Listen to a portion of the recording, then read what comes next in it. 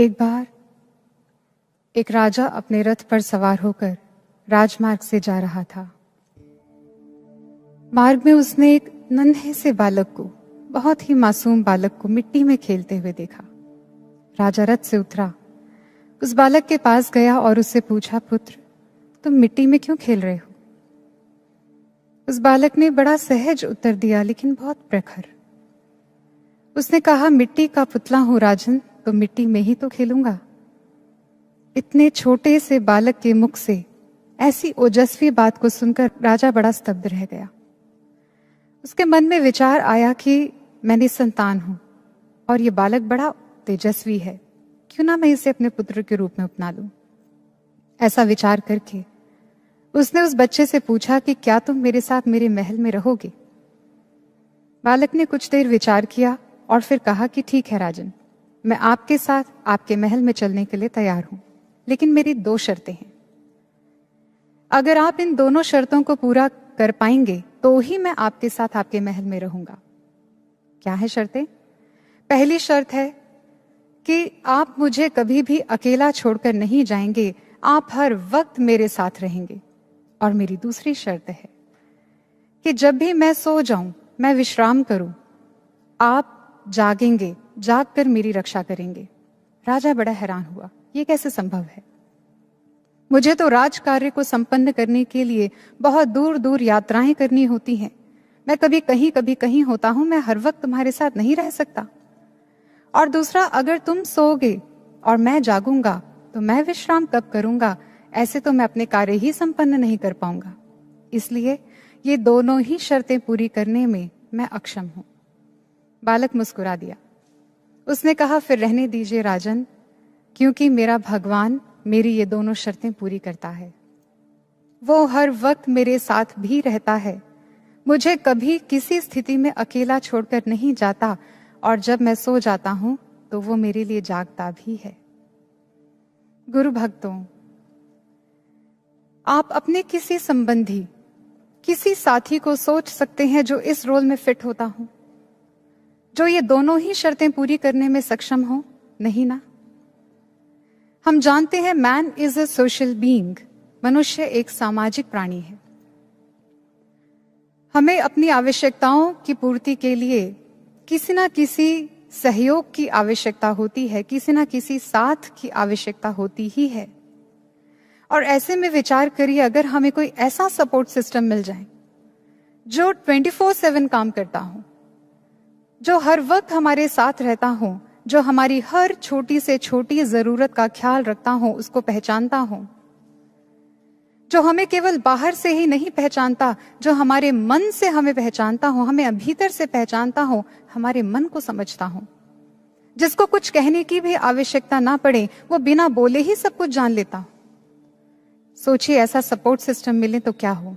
और हम बहुत बहुत सौभाग्यशाली हैं, क्योंकि हमें ऐसा ही सपोर्ट सिस्टम मिला है, हमें ऐसे गुरु का साथ मिला है, हमें ऐसे साथी, ऐसे रहवर मिले हैं जो ये दोनों शर्तें पूरी करते हैं, जो हर वक्त हमारे साथ रहते हैं, किसी स्थिति में कभी हमें अकेला नहीं छोड़ते, जो हमें बाहर से नहीं, हमारे मन में उठने वाले हर भाव को हमारे जानने से पहले जान लेते हैं, हमारे मन को समझते हैं, हमारी हर छोटी से छोटी जरूरत का ख्याल रखते हैं, उसको पूर्ण करने के लिए उद्यत हो जाते हैं, हमारी हर समस्या में समाधान बनकर हमारे साथ खड़े होते हैं।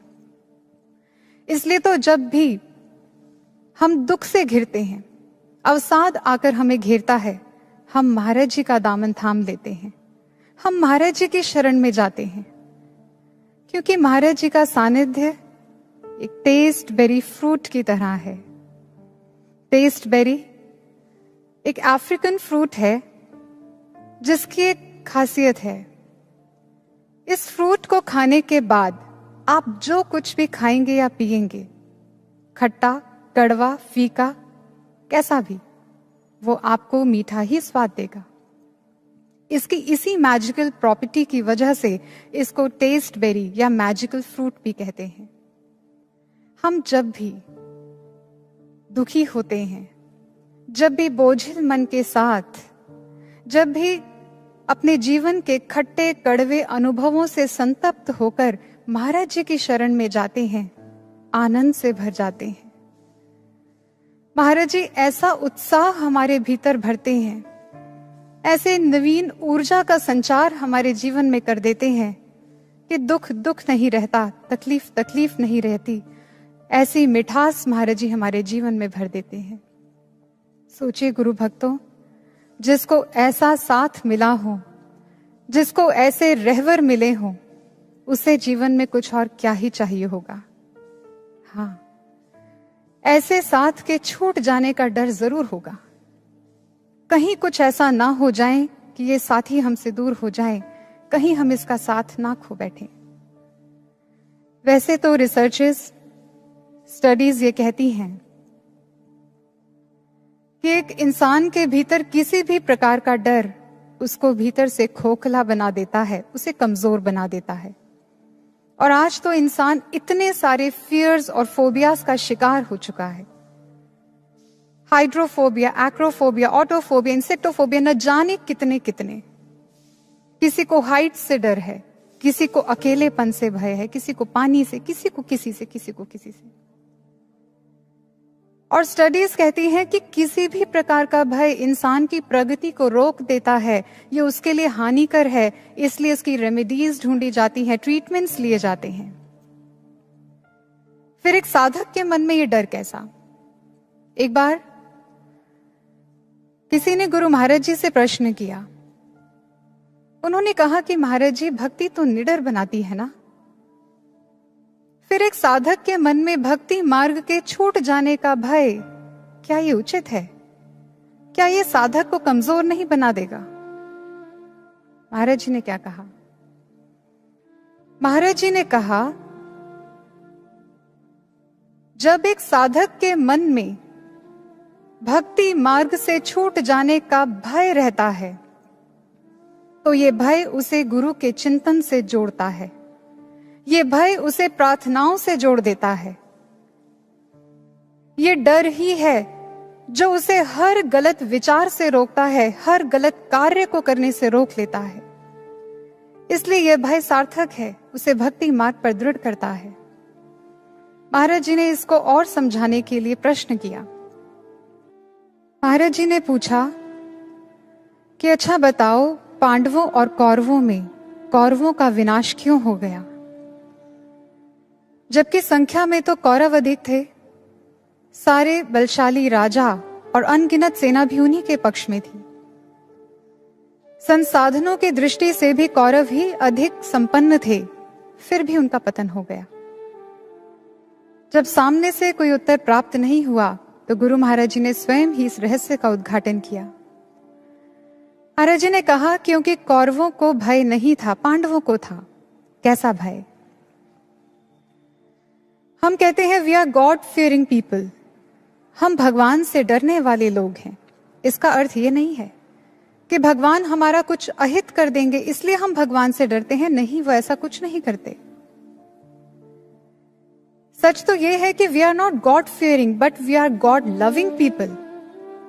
हम साधक भगवान से प्रेम करने वाले लोग हैं, इसीलिए इस बात से डरते हैं कि कहीं हमारी किसी भूल के कारण हमारा भगवान हमसे दूर ना हो जाए, हम उनका साथ ना खो बैठे। यही भय पांडवों को था। पांडव इस बात से डरते थे, धर्मराज युधिष्ठिर और उनके अन्य 4 भाई कहीं धर्म से च्युत ना हो जाएं, कहीं उनसे भूलवश कोई ऐसा कार्य ना हो जाए कि वो धर्म के पथ का त्याग कर बैठे, धर्म उनसे छूट जाए। और उनके धर्म के इसी प्रेम ने, इसी भय ने उन्हें सदा भगवान से जोड़ के रखा, कृष्ण से जोड़ के रखा, क्योंकि वो जानते थे जहां कृष्ण है वहीं धर्म है और जहां धर्म है वहीं कृष्ण है। और उन्हें उनके स्वयं के जीवन से भी अधिक अनमोल, अधिक मूल्यवान था कृष्ण का साथ। वो किसी कीमत पर नहीं छोड़ सकते थे। इसलिए अपने भगवान से दूर हो जाने का भय एक भक्त को भक्ति मार्ग पर दृढ़ कर देता है, उसे और सतर्क और सजग बना देता है, क्योंकि वो जानता है कि मेरी जरा सी लापरवाही मुझे बहुत बड़े नुकसान में डाल देगी। भगवान शिव कहते हैं,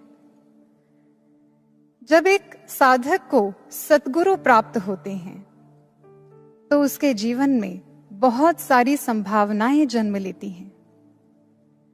कैसी संभावनाएं? उस मानव के दिव्य होने की संभावना, उस शिष्य के भीतर दिव्य क्षमताओं के जागरण की संभावनाएं। लेकिन अगर भूलवश, किसी कारणवश, नासमझी में वो ऐसे गुरु को छोड़ देता है तो ये सारी संभावनाएं ही नष्ट हो जाती हैं।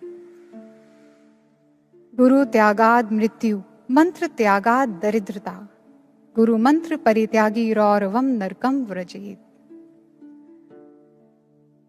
ऐसे लोग जो ये कहते हैं कि महाराज जी तो हमेशा हमारे हृदय में वास करते हैं, हम महाराज जी को कभी नहीं भूल सकते, कभी उनको नहीं छोड़ सकते, लेकिन उनके दिखाए मार्ग पर नहीं चल रहे।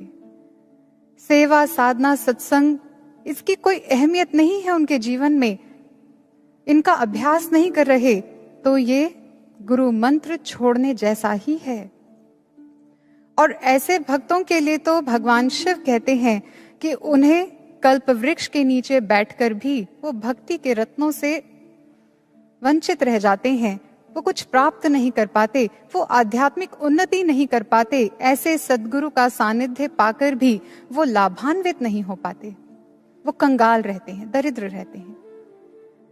लेकिन ऐसे जो गुरु को ही छोड़ बैठे, जो गुरु का ही त्याग कर दें, वो तो भक्ति मार्ग पर मृत हो जाते हैं, उनकी तो सारी संभावनाएं ही नष्ट हो जाती हैं। इसलिए गुरु भक्तों, महाराज जी के चरणों में हम ये प्रार्थना निरंतर करते रहें और ये भय हमारे भीतर बना रहे कि महाराज जी किसी भूल के कारण, कैसी भी स्थिति में आपका दामन हमसे ना छूटे। मेरे सतगुरु मुझको देना सहारा, कहीं छूट जाए न दामन तुम्हारा, कहीं छूट जाए न दामन तुम्हारा।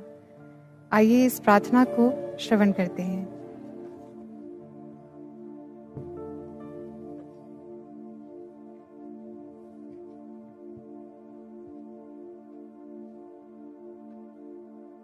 मेरे सतगुरु मुझको देना सहारा, मेरे सतगुरु मुझको देना सहारा, कहीं छूट जाए ना दामन तुम्हारा, कहीं छूट जाए ना दामन तुम्हारा। मेरे सतगुरु मुझको देना सहारा, मेरे सतगुरु मुझको देना सहारा, कहीं छूट जाए ना दामन तुम्हारा, कहीं छूट जाए ना दामन तुम्हारा। तेरे प्रेम से ये छुड़ाती है दुनिया, तेरे प्रेम से ये छुड़ाती है दुनिया, इशारों से मुझको बुलाती है दुनिया, इशारों से मुझको बुलाती है दुनिया। नहीं समझूं जग का झूठा इशारा, नहीं समझूं जग का झूठा इशारा, कहीं छूट जाए ना दामन तुम्हारा, कहीं छूट जाए ना दामन तुम्हारा।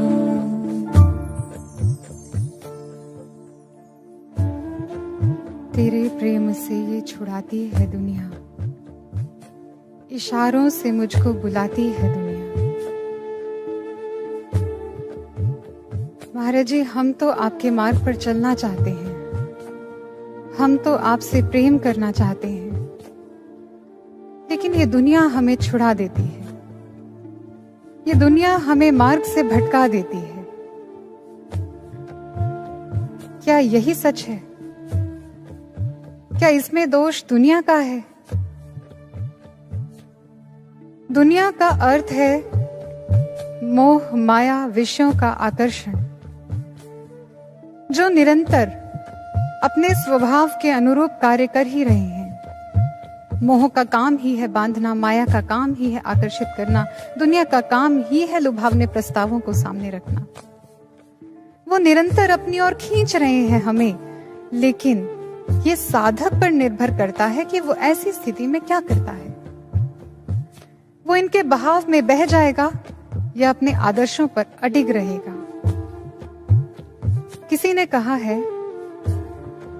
It is a choice, no matter how alluring or boring, how constraining or powerful our situation is, we can always choose how we respond. हमारी स्थिति परिस्थिति कितनी ही सख्त क्यों ना हो हमारे लिए, कोई कितना ही फोर्सफुली हमें अपनी ओर खींचने की कोशिश क्यों ना करे, कोई जबरन कितना ही हमें अपने अनुसार कार्य कराने का, अपने अनुसार चलाने का प्रयास क्यों ना करें, ये पूरी तरह से हमारी चॉइस है, हमारे ऊपर निर्भर करता है कि ऐसी स्थिति में हम क्या डिसीजन लेते हैं, इस स्थिति को हम कैसे रिस्पॉन्ड करते हैं, हम कैसे डील करते हैं। एक बार एक आर्टिस्ट के साथ क्या हुआ, उसने एक पेंटिंग बनाई सांप की, बहुत ही अद्भुत, बहुत ही आकर्षक, इतनी रियल, इतनी लाइफ लाइक थी वो पेंटिंग कि दूर दूर तक उसकी ख्याति फैल गई। जो भी उस पेंटिंग को देखता, लोगों ने ये भी कहना शुरू कर दिया कि we can hear its hiss, हमें इस सांप की फुफकार तक सुनाई देती है, इतनी रियल थी। जब इतनी प्रशंसा मिली उस आर्टिस्ट को, उसे रहा नहीं गया, उसने अपना ब्रश उठाया और उस पेंटिंग पे कुछ टचअप्स देने की सोची। टचअप्स देते हुए इस बार उसने सांप की आंखें ग्लोइंग बना दी, फिक्स पे काम किया, इधर उधर कुछ और टचअप्स दिए और वो पेंटिंग एक अलग ही लेवल पे पहुंच गई, बहुत ही आकर्षक हो गई। अब तो उसकी प्रशंसा और फैली और इतनी प्रशंसा पाने के बाद और प्रशंसा पाने के लोभ में वो अपने आप को रोक नहीं पाया, वो अपने ब्रश को रोक नहीं पाया। इस बार फिर उसने टचअप्स दिए और इस बार उसने सांप के पैर बना दिए। वो ये तक भूल गया कि सांप के तो पैर ही नहीं होते हैं। और उसी दिन से उसकी ये पेंटिंग जो आज तक प्रशंसा का पात्र थी, वो हंसी का पात्र बन गई।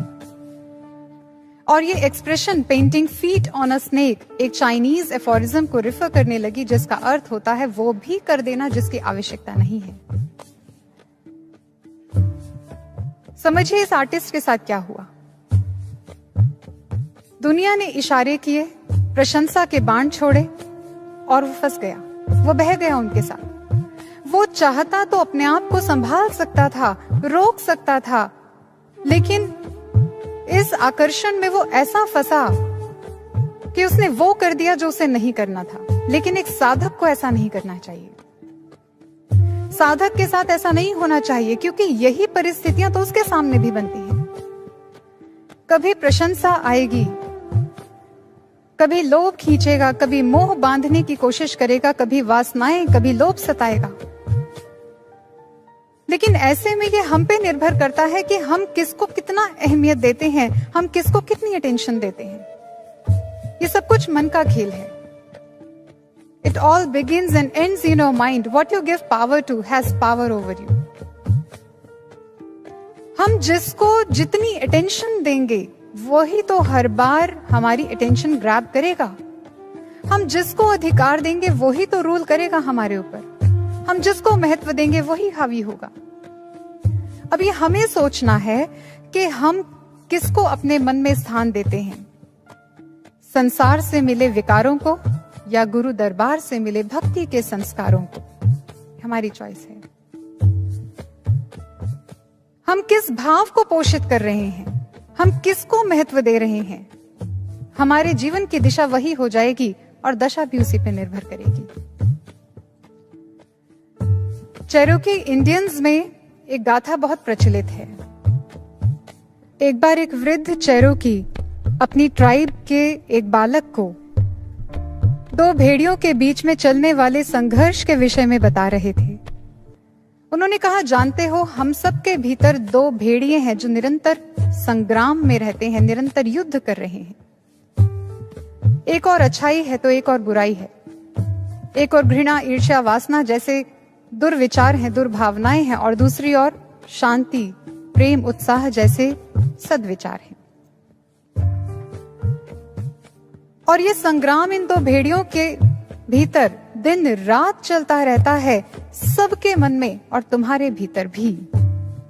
उस बालक ने कुछ देर चिंतन किया इस बात पर और फिर पूछा कि इन दोनों में से जीत किसकी होती है? उत्तर मिला, द वन यू फीड, जिसको तुम पोषित करते हो। अब हम आत्म अवलोकन करें।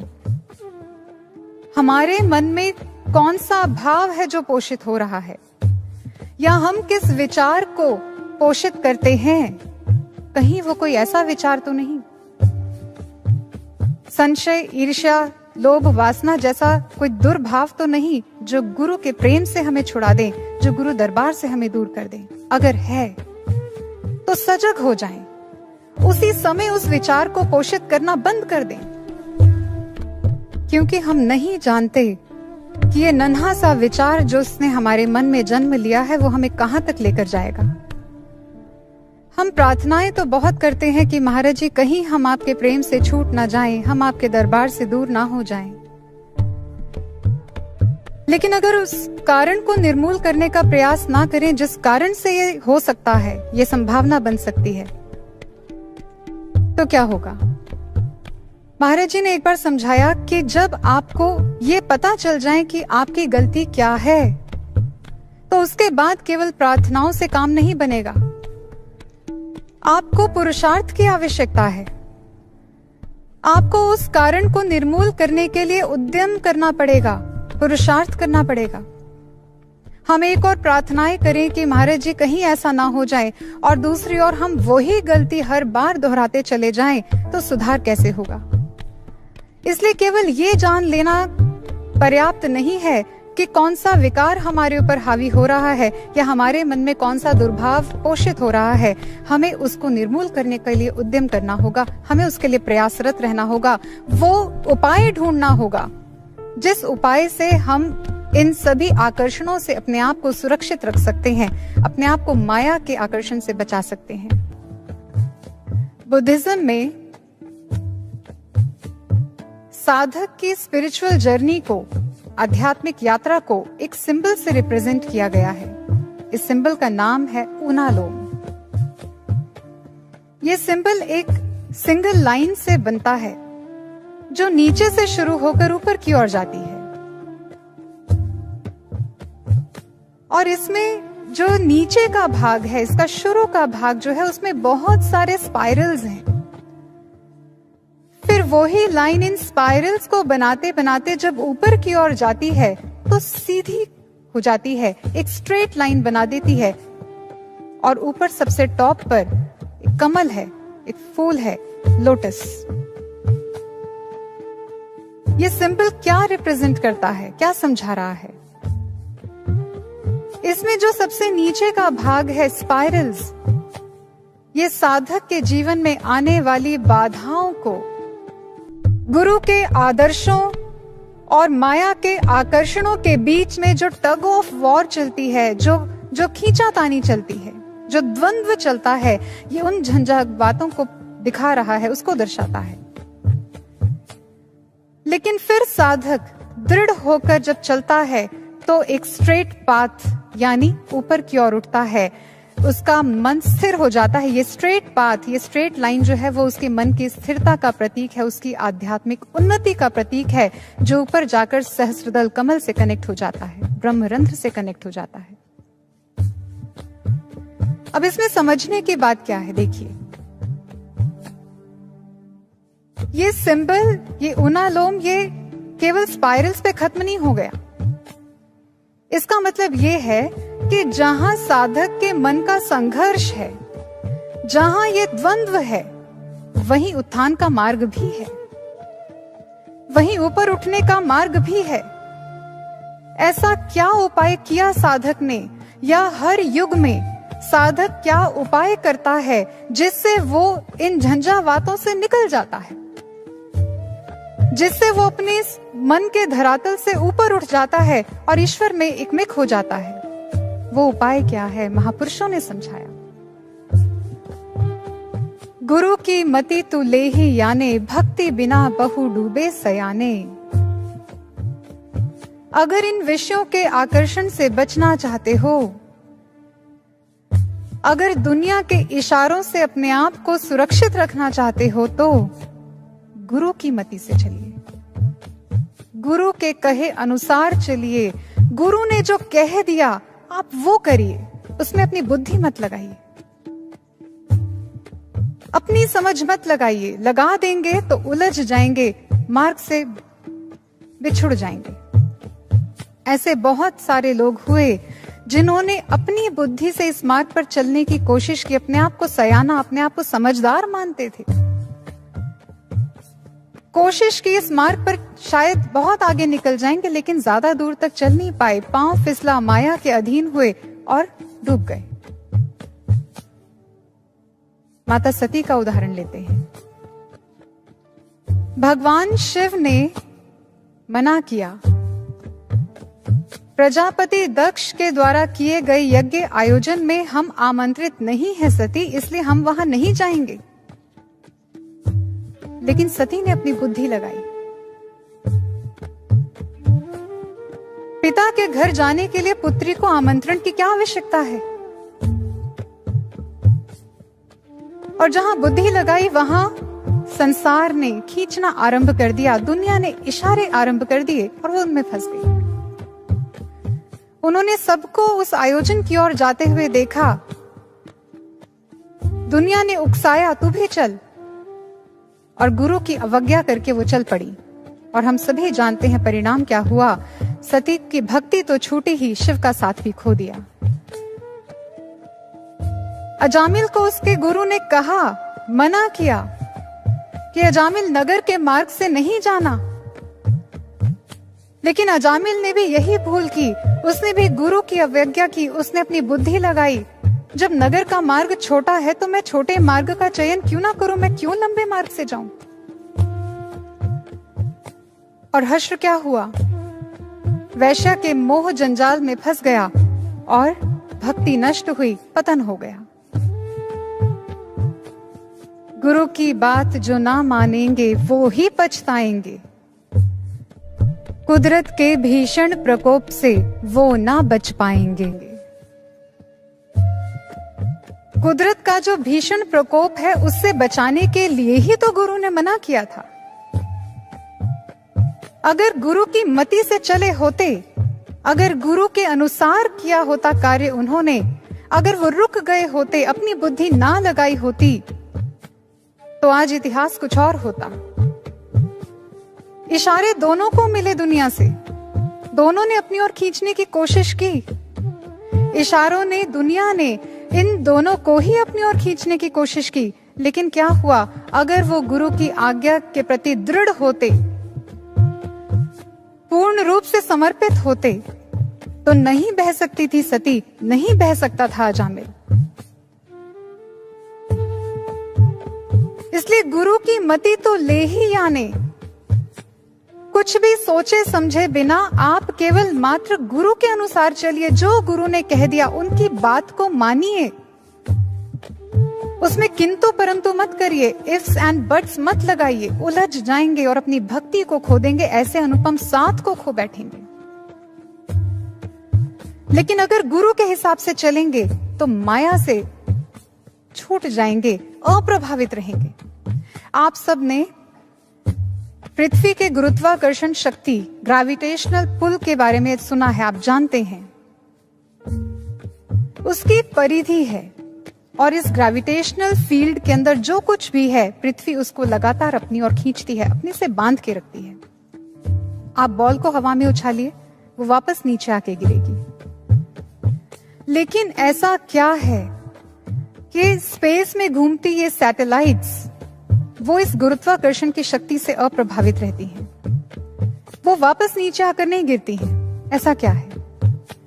क्योंकि सैटेलाइट्स ने एस्केप वेलोसिटी के थ्रू पृथ्वी के इस ग्रेविटेशनल फील्ड को क्रॉस कर लिया है, वो इस परिधि को लांघ चुकी हैं, इसलिए वो इस गुरुत्वाकर्षण शक्ति के प्रभाव से प्रभावित नहीं होती हैं। अब वो प्रभावहीन हो चुका है उनके लिए। ठीक इसी तरह माया का भी एक प्रभाव क्षेत्र है। माया का तो अर्थ ही है माया। जहां तक इंद्रियों की सीमा है वहां तक माया का पसारा है। और ये माया इतनी बलशाली है, इतना फोर्स है इसमें कि कितनी ही बार देवता भी इससे प्रभावित हो जाते हैं और फिर 84 लाख योनियों में आकर फंस जाते हैं। लेकिन जब एक व्यक्ति के जीवन में सद्गुरु आते हैं, उसे ब्रह्म ज्ञान देते हैं, और वो साधक जब ब्रह्म ज्ञान के मार्ग पर दृढ़ होकर चलता है, साधना करता है, गुरु की मति के अनुसार चलता है, तो उसको भी वो गति मिल जाती है जिससे वो माया की परिधि को लांघ सकता है। फिर माया उसको क्षति नहीं पहुंचा पाती, अर्थात उसको भी ऐसी एस्केप वेलोसिटी मिल जाती है जिससे वो माया के प्रभाव क्षेत्र से बाहर निकलकर उसको प्रभावहीन कर देता है। फिर इस संसार में रहता हुआ भी वो माया से अप्रभावित रहता है, इसके आकर्षणों से अप्रभावित रहता है। इसलिए गुरु भक्तों, महाराज जी से ये प्रार्थना करते हैं कि महाराज जी, ये माया बहुत प्रबल है, बहुत बलशाली है, लेकिन हम आपकी मति से चल पाएं, ऐसी समझ हमें देना, ऐसी शक्ति हमें दीजिए, क्योंकि हमें भय है कहीं छूट जाए ना दामन तुम्हारा, कहीं छूट जाए ना दामन तुम्हारा।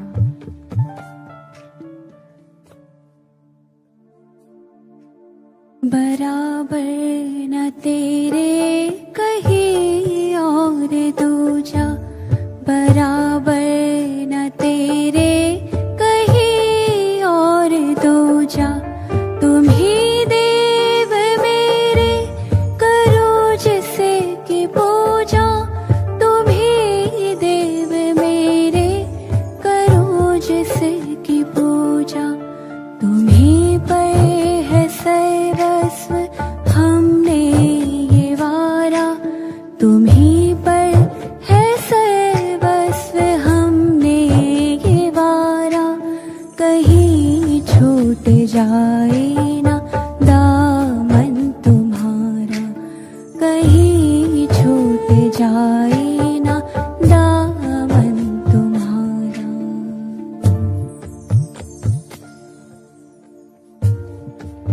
बराबर न तेरे कोई और दूजा, तुम ही देव मेरे करूं जिसकी पूजा। ग्रंथों के उद्गार हैं, गुरु रेको जगत सर्वम ब्रह्म विष्णु शिवात्मकम, गुरोः परतरम नास्ति तस्मात् संपूजयेत् गुरुम्। ब्रह्मा, विष्णु, महेश आदि देव तो क्या, संपूर्ण जगत भी गुरु में ही समाविष्ट होता है। इसलिए हर काल, हर स्थिति में ऐसे गुरु की पूजा करनी चाहिए, क्योंकि गुरु के जैसा कोई और नहीं होता, गुरु से बढ़कर कुछ और नहीं होता। जानते हैं ग्रंथों के ये उद्गार किस गुरु के लिए हैं? जिनकी महिमा भगवान शिव स्वयं गाते हैं। जलानाम सागरो राजा यथा भवती पार्वती, गुरु नाम तत्र सर्वेशाम राजायम परमो गुरु। हे पार्वती, जिस प्रकार इस सभी जलाशयों में से सागर राजा होता है, ठीक इसी प्रकार इस संसार के अंदर जितने भी प्रकार के गुरु हैं, सूचक, वाचक, बोधक, निषिद्ध, विहित, कारणाख्य, ऐसे गुरु जो अपनी शरण में आए जिज्ञासुओं को माला देते हों, मंत्र देते हों, अच्छी शिक्षाओं का ज्ञान देते हों, तंत्र मंत्र सिखाते हो, कथाएं बांचते हो, हठयोग सिखाते हो। जितने भी गुरु हैं, इन सब से ऊपर, इन सब से श्रेष्ठ जो गुरु हैं वो परम गुरु होते हैं। परम गुरु जो अपनी शरण में आए जिज्ञासुओं को ब्रह्म ज्ञान देते हैं, उनके दिव्य चक्षु को खोल ईश्वर का साक्षात दर्शन उनके अंतर हृदय में करा दिया करते हैं। हे पार्वती, ऐसे गुरु ही सर्वश्रेष्ठ होते हैं। ऐसे गुरु से ऊपर कोई नहीं, तो बराबरी तो कोई क्या ही करेगा। भगवान श्री कृष्ण ने जब अर्जुन को ब्रह्म ज्ञान दिया, जब अर्जुन का दिव्य चक्षु का उन्मीलन कर उसके घट के भीतर ईश्वर के दिव्य अलौकिक अनंत प्रकाश को दिखा दिया, तो साथ ही उद्घोष किया, राज विद्या राज गुह्यम पवित्र मिदम उत्तमम। अर्जुन, जो ज्ञान मैंने तुम्हें दिया है, ये ज्ञान सर्वश्रेष्ठ है। ये सब विद्याओं में राजा है। इससे श्रेष्ठ कोई और ज्ञान नहीं है, इससे ऊपर कोई और विद्या नहीं है। इसको जानने के बाद कुछ और जानना शेष नहीं रह जाता है। अर्जुन, यही ज्ञान तुझे पवित्र करेगा, यही ज्ञान तुझे यशस्वी बनाएगा। ऐसे ब्रह्म ज्ञान प्रदाता सतगुरु को प्राप्त करके अर्जुन के भी हाथ जुड़ गए। अर्जुन भी धन्य धन्य हो गया। जिस किसी ने भी ऐसे गुरु को प्राप्त किया है, उसके जीवन का अनुभव रहा है। उसने ये दावा किया है, उसने कहा है कि मेरे गुरु के बराबर कोई भी नहीं हो सकता। मेरे गुरु के समतुल्य तो स्वयं ईश्वर भी नहीं है। सहजो बाई जी को जब ऐसे गुरु प्राप्त हुए संत चरण दास जी, उन्होंने कहा, चरण दास पर तन मन वारूं, गुरु ना तजूं हरि को तज डारूं। कबीर साहब जी ने कहा, गुरु गोविंद दो खड़े काके लाखों पाए, बलिहारी गुरु आपने जिन गोविंदियों मिलाए।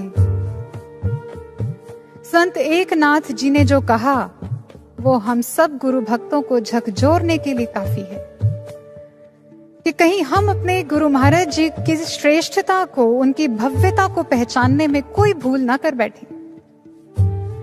संत एकनाथ जी ने क्या कहा? उन्होंने कहा कि अगर आप अपने गुरु को ईश्वर के समतुल्य मानते हैं, अगर आप अपने गुरु को भगवान की उपमा देते हैं, तो आप भूल कर रहे हैं। आप अपने गुरु को बहुत कम आंक रहे हैं। इसका अर्थ है कि आपने अपने गुरु की भव्यता को, उनकी श्रेष्ठता को ठीक से पहचाना ही नहीं है। गुरु भक्तों, पूछिए अपने आप से, हमारे गुरु महाराज जी श्रेष्ठ क्यों हैं? ये तथ्य तो है ही कि उन्होंने हमारी योग्यता अयोग्यता देखे बिना ही अपने जीवन की तपस्या का फल, ये ब्रह्म ज्ञान उन्होंने सहज ही हमें दे दिया। लेकिन इसके साथ साथ ऐसा बहुत कुछ है जो उन्हें सबसे अलग, सबसे खास, सबसे विशेष, ईश्वर से भी विशेष, ईश्वर से भी श्रेष्ठ बना देता है।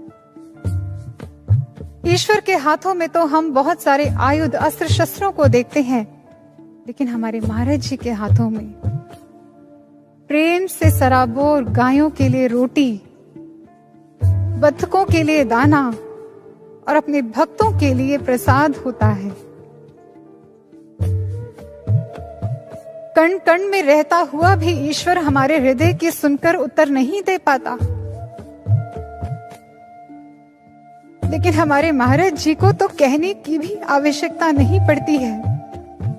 वो तो बिना बोले सब कुछ जान लेते हैं और हमारे मन के हर भाव को पढ़कर उसका समाधान करने के लिए उद्यत हो जाते हैं।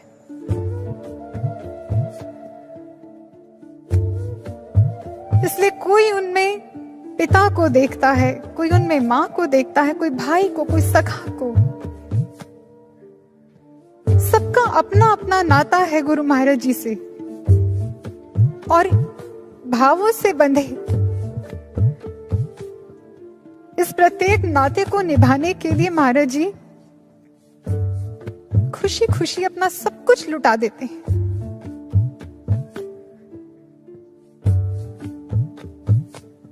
चाहे ये सब कुछ करने में उन्हें स्वयं कितना ही कष्ट क्यों ना सहना पड़ता हो, वो उफ तक नहीं करते। मैं खो ना जाऊं इन अंधेरी राहों में कहीं, इसलिए मेरा गुरु जलता है खुद मुझे राह दिखाने को।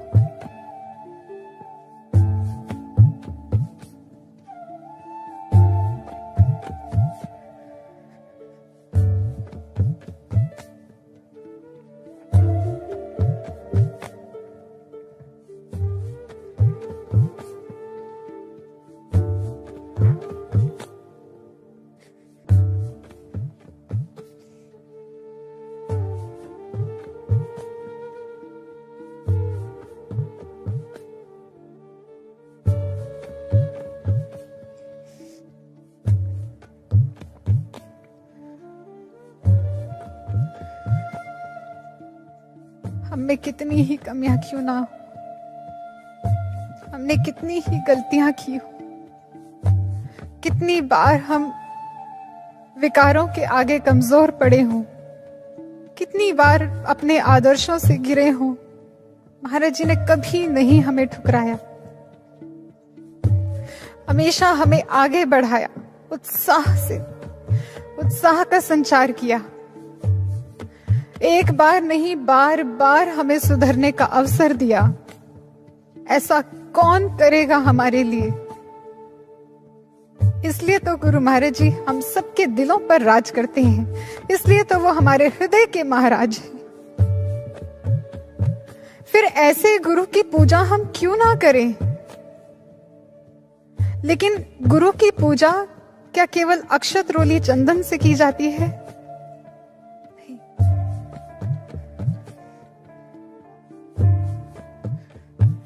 गुरुर्मूर्ति स्मरे नित्यम, गुरु नाम सदा जपेत, गुरु आज्ञा प्रकुर्वीत, गुरु अन्यन भावयेत। ऐसे गुरु की वास्तविक पूजा की जाती है। अपने रोम रोम में उसका चिंतन को बसाकर, अपनी हर आती जाती श्वास में उसके ज्ञान को, उसके नाम को बसाकर, उसके मुख से निकला हर वाक्य जब हमारे जीवन का ध्येय बन जाएगा, जब उनकी हर आज्ञा हमारे जीवन की धुरी बन जाएगी और हमारा संपूर्ण जीवन केवल इसी के इर्द गिर्द घूमेगा, हम किसी अन्य के लिए, हमारे मन में किसी और के लिए कोई भावना, उसके प्रति कोई श्रद्धा कभी जन्म नहीं लेगी। उनके ज्ञान को, उनके मार्ग को छोड़ किसी और विकल्प की ओर हमारा ध्यान नहीं जाएगा। वास्तविक पूजा तब होगी। एक बार महाराज जी से किसी भक्त ने पूछा, उन्होंने कहा कि महाराज जी मैं जब भी आपके पास आता हूं, हर बार सोचता हूं कि कुछ उपहार आपके पास लेकर आऊं, आपको भेंट स्वरूप कुछ दूं, लेकिन मैं कभी समझ ही नहीं पाता कि आपको क्या भेंट करनी चाहिए, आपको क्या उपहार दूं। महाराज जी ने उनकी दुविधा का अंत करते हुए उनको समाधान दिया। महाराज जी ने कहा, जो हमने आपको दिया है आप उसको ठीक से प्राप्त कर लें, यही हमारे लिए सबसे बड़ा उपहार है। गुरु भाइयों और बहनों, महाराज जी ने जो हमें दिया है, क्या हम उसको सच में ठीक से प्राप्त कर पाए हैं? क्या हम उसके प्रति एक निष्ठ हैं? क्या हम उसके प्रति एकाग्र हैं? हम उसके प्रति दृढ़ हैं? महाराज जी ने जो ब्रह्म ज्ञान हमें दिया है, हमारी ईमानदारी कितनी है उसके प्रति?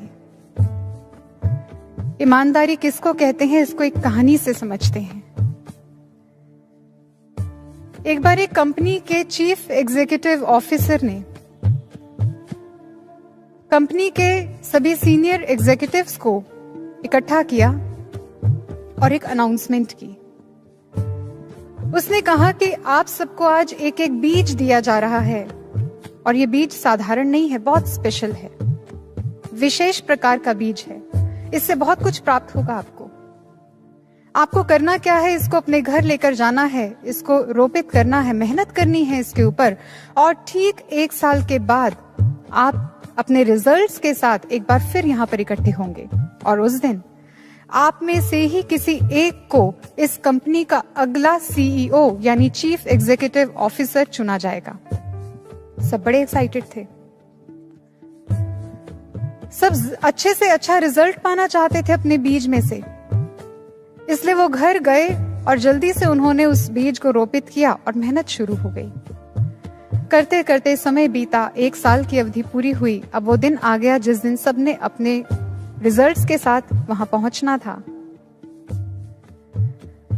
अब जब सभी बोर्ड रूम में इकट्ठे हुए अपने अपने पौधों के साथ, कंपनी का सीईओ वहां पर आया। उसने एक दृष्टि डाली, सबके पास सुंदर सुंदर पौधे थे, लेकिन एक व्यक्ति था जो सबसे नजरें चुराता हुआ अपने खाली गमले के साथ सबसे पीछे बैठा था। उसने उस व्यक्ति को उसके गमले के साथ आगे बुलाया और उससे इसका कारण पूछा। उस एग्जीक्यूटिव ने बताया कि किस प्रकार पूरा साल मेहनत करने के बावजूद भी पौधा तो दूर, एक कोपल तक नहीं फूटी।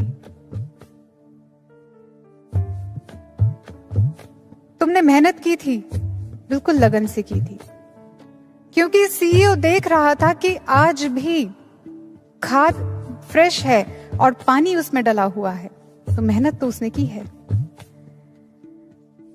अब उस सीईओ ने सबको देखा और कहा कि अब आप सभी अपना दिल थाम लें, क्योंकि मैं इस कंपनी के अगले चीफ एग्जीक्यूटिव ऑफिसर से आपको मिलवाने जा रहा हूं और वो वही व्यक्ति है जिसका गमला खाली है। सब बहुत हैरान हुए, हमारे इतने सुंदर सुंदर पौधे, लेकिन जिसको कुछ भी प्राप्त नहीं हुआ, वो सीईओ कैसे, क्यों? ऐसे बहुत सारे प्रश्न उनके मन में उठने लगे।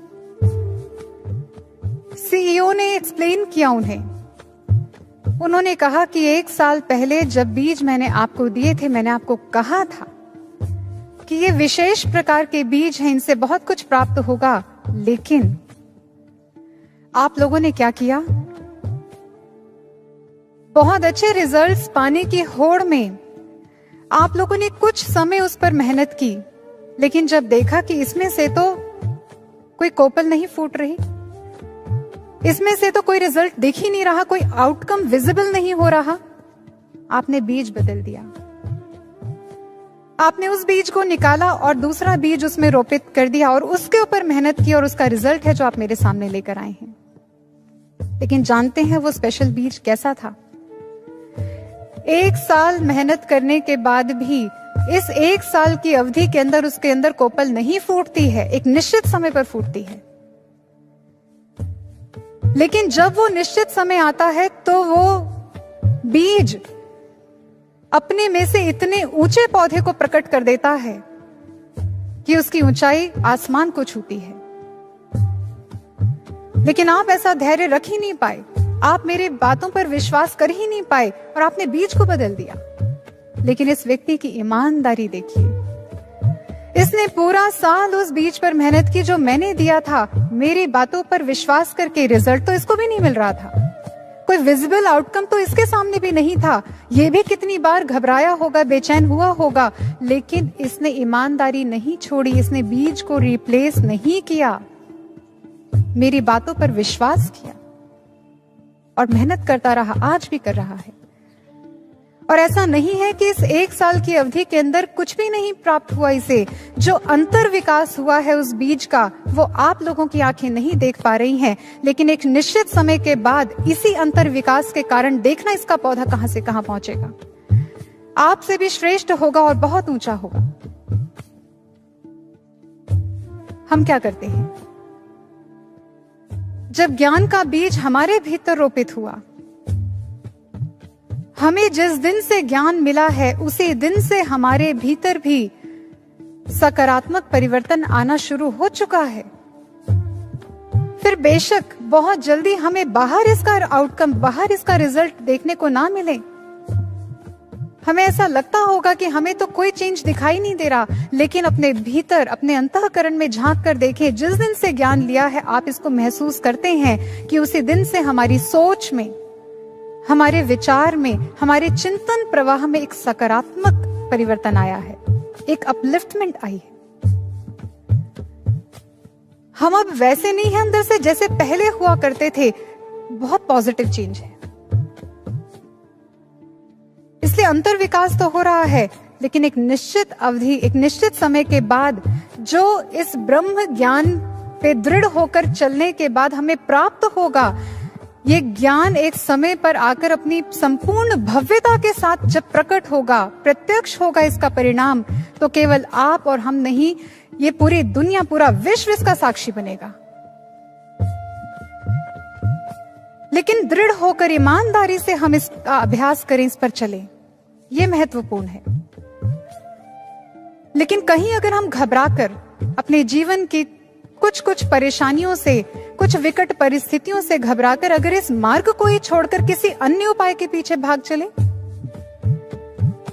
अन्य उपायों या उपायकर्ताओं के पीछे हो लें, तो कुछ प्राप्त नहीं कर पाएंगे।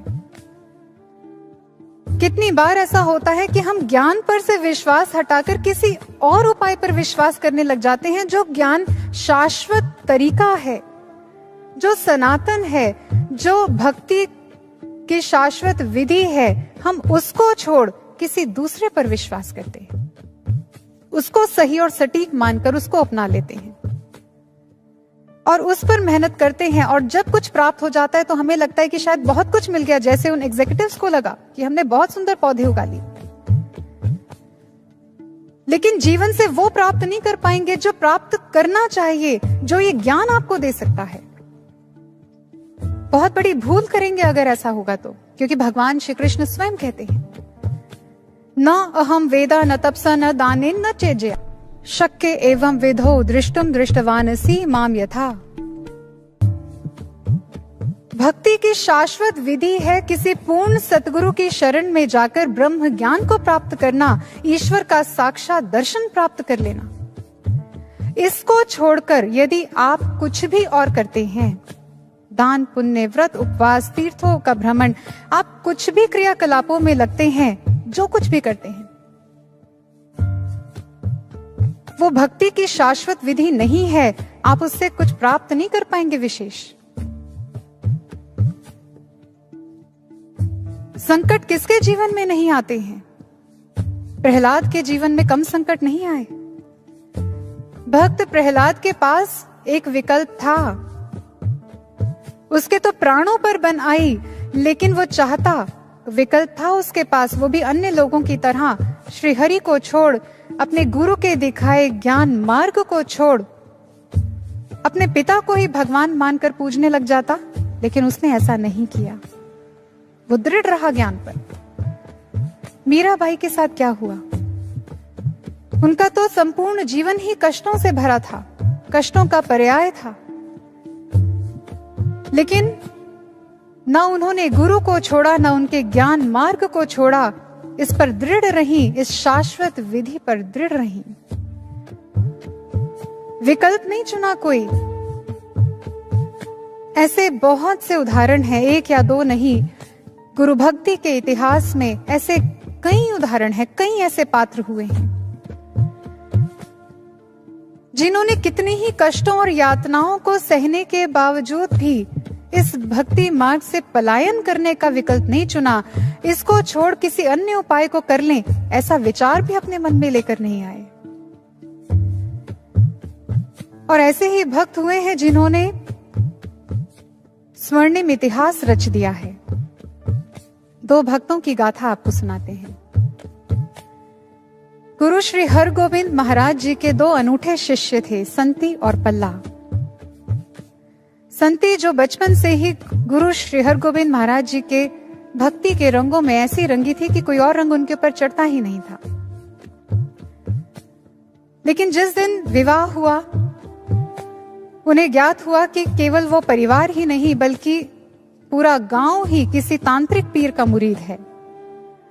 पहले दिन से ही कष्ट और यातनाएं मिलनी आरंभ हो गई, क्योंकि सभी उनको अपने पीर के आगे झुकाने के लिए कोशिश करते, जबरदस्ती करते। लेकिन वो अपने मार्ग पर दृढ़ रहती, गुरु के द्वारा दिए गए आदर्शों पर अडिग रहती। करते करते समय बीता, पुत्र ने जन्म लिया, उसका नाम रखा पल्ला। पति का देहांत हो गया, अब पुत्र को लेकर वो अलग रहती। बहुत कष्ट सहकर, बहुत यातनाएं सहकर, मेहनत मजदूरी करके वो अपने पुत्र का भरण पोषण कर रही थी, लेकिन केवल मात्र रोटी से नहीं, भक्ति के उत्तम संस्कारों से। इसलिए बचपन से ही, शुरू से ही पल्ला भी गुरु श्री हरगोविंद महाराज जी का भक्त बन गया, प्रेमी भक्त बन गया।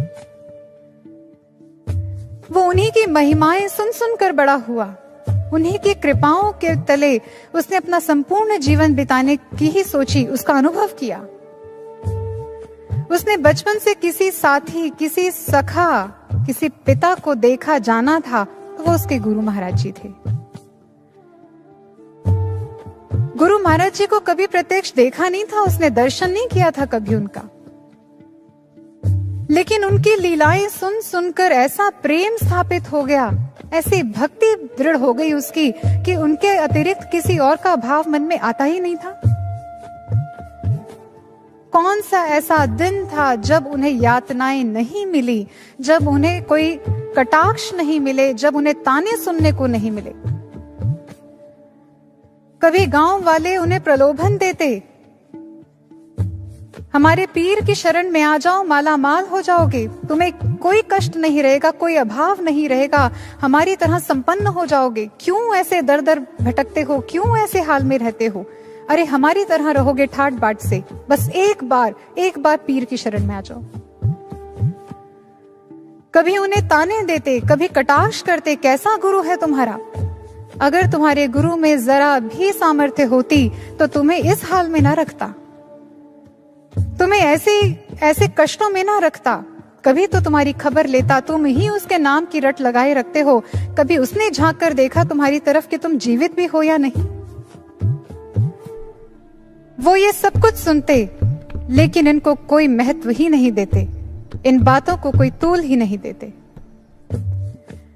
एक दिन पल्ला जब अपने खेत की ओर जा रहा था, तो उसने देखा गांव के गली कूचों को सजाया जा रहा है, ऐसा लग रहा था कोई उत्सव है। यूं तो कोई भी उनसे कभी बात ही नहीं करता था, इसलिए उसने बड़ी हिम्मत करके किसी से पूछ लिया कि आज गांव में क्या है, कोई उत्सव है। उत्तर तो मिला, लेकिन कटाक्षों से भरा हुआ। उस व्यक्ति ने कहा कि हाँ, उत्सव ही है, आज हमारे पीर सखी सरवर हमें दर्शन देने हमारे गांव में आ रहे हैं। क्या तेरे गुरु कभी आए? हमारे गुरु तो हमारी इतनी फिक्र करते हैं, क्या तेरे गुरु ने कभी जानने की कोशिश की कि तुम किस हाल में रहते हो? कभी उनके मन में तुम्हारा कोई ख्याल आया है? अभी भी कहते हैं छोड़ दो ऐसे गुरु को, कुछ नहीं मिलने वाला।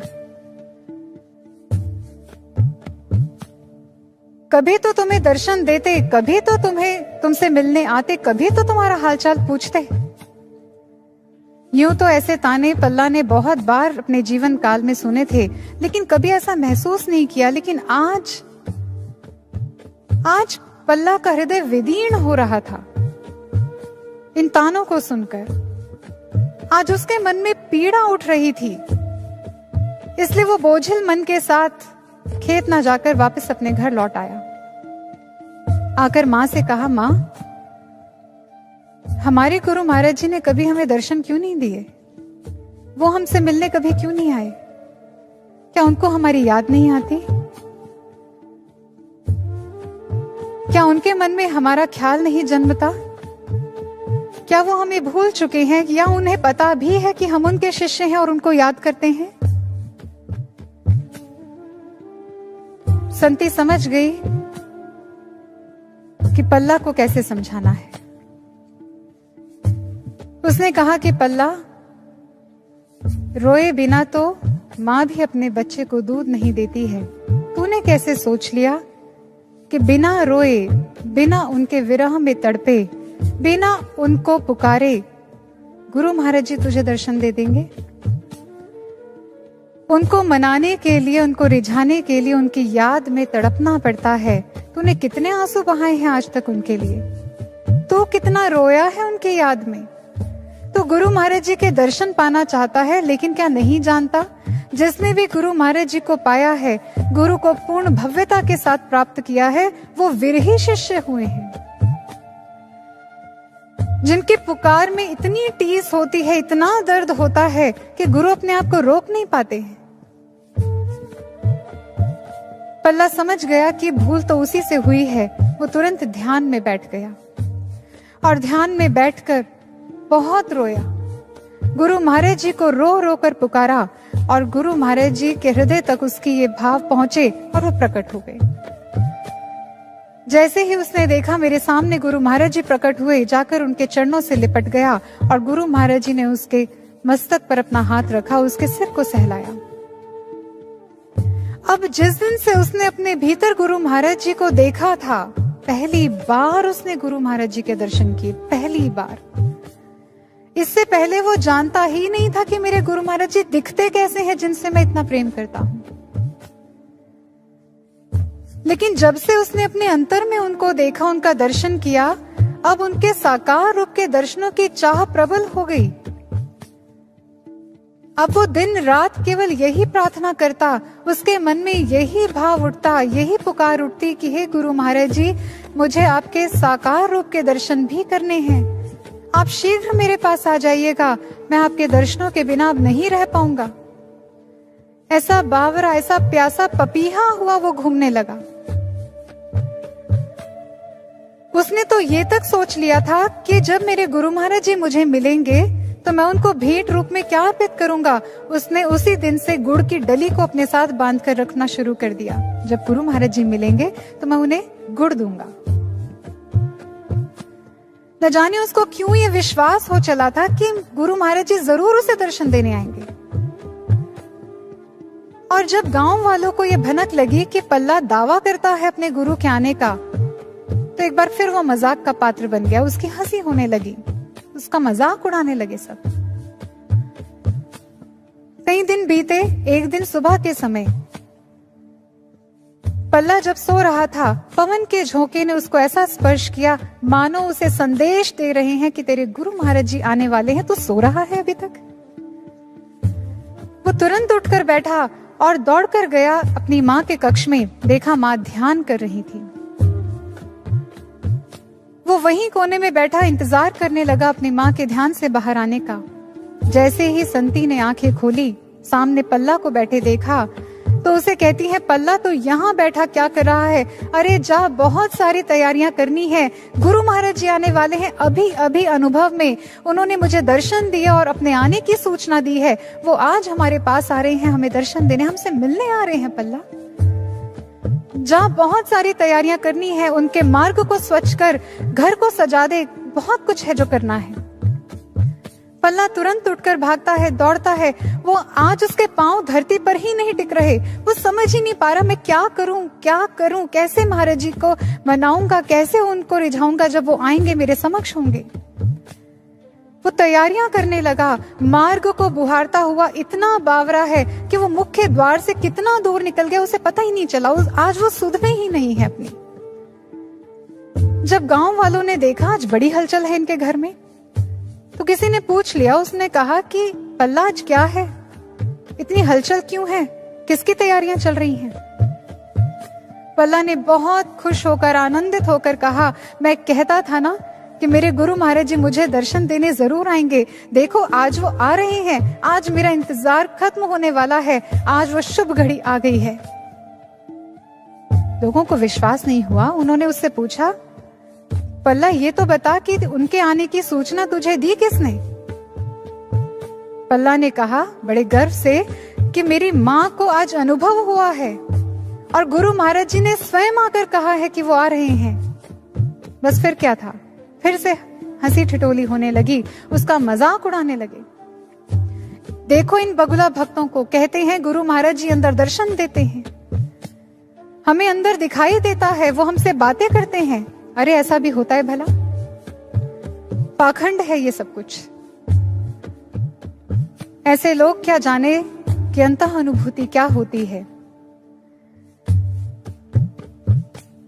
लेकिन आज पल्ला को इन सब की कोई परवाह नहीं थी। वो तो अपनी तैयारियों में मस्त था, गुरु महाराज जी के आगमन का इंतजार कर रहा था। सुबह सुबह ही सारी तैयारियां समाप्त हो गई। अब बचा था तो केवल इंतजार, प्रतीक्षा। सुबह से लेकर दोपहर हो गई। पल्ला के मन में बार बार रह रहकर यह भाव उठता कि कहीं तैयारी में कोई चूक तो नहीं रह गई कि महाराज जी को आने में देर हो रही है, कहां कमी रह गई। वो फिर दौड़ कर जाता, फिर कुछ ठीक करता, फिर देखता कि गुरु महाराज जी तो नहीं आ रहे। वो फिर उठ कर जाता, फिर कोई चीज को संभाल लेता, ठीक कर लेता कि क्या कमी है जिस कारण से गुरु महाराज जी नहीं आ रहे हैं, इतना विलंब क्यों हो रहा है।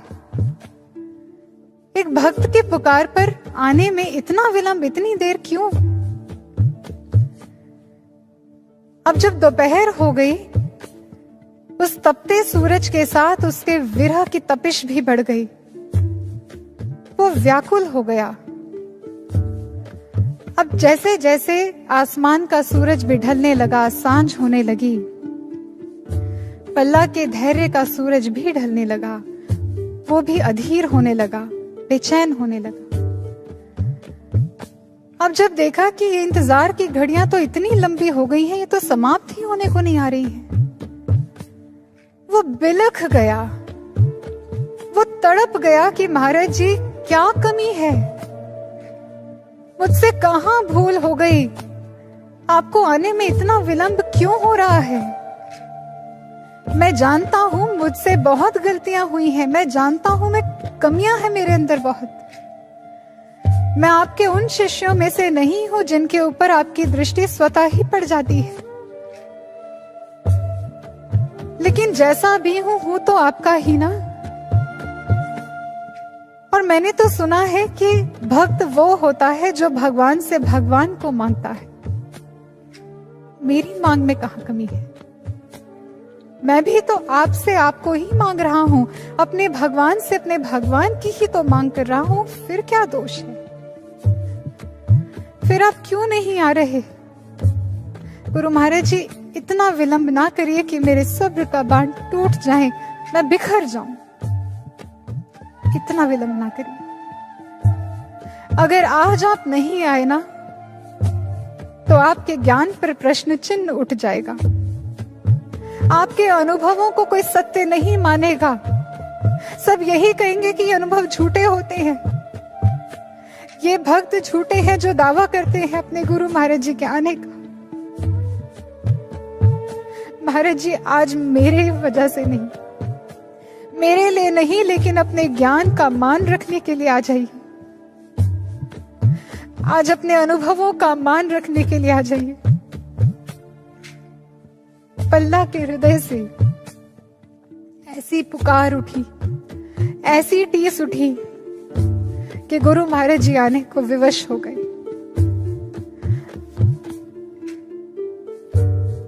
घोड़ों के टापों की, उनके हिनहिनाने की आवाज सुनाई देने लगी और पल्ला के साथ सारे गांव वालों की दृष्टि उस आवाज की दिशा में मुड़ गई। सबने देखा, सब साक्षी बने इस बात की कि गुरु महाराज जी अपने 50-60 शिष्यों के साथ पल्ला का मान रखने के लिए, उसकी भक्ति से प्रसन्न होकर उसको दर्शन देने के लिए पहुंच गए थे।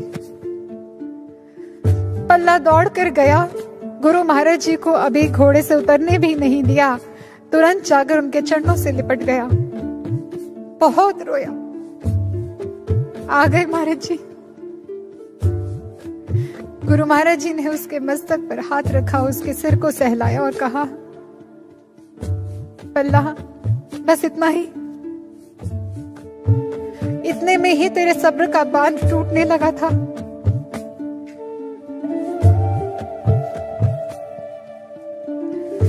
इंतजार की घड़ियां तो बहुत लंबी हो सकती हैं,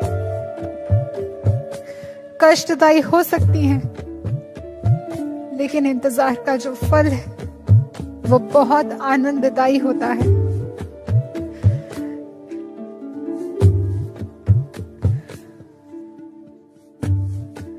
गुरु भक्तों,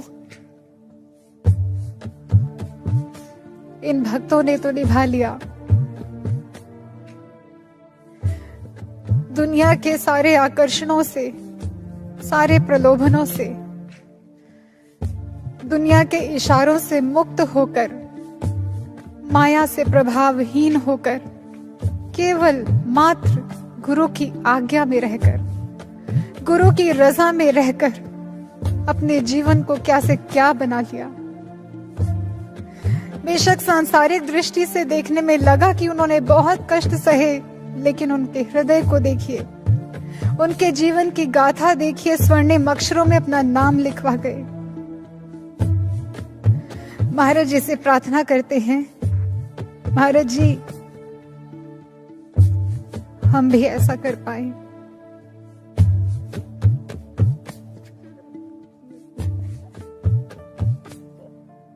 मेरे सतगुरु मुझको दे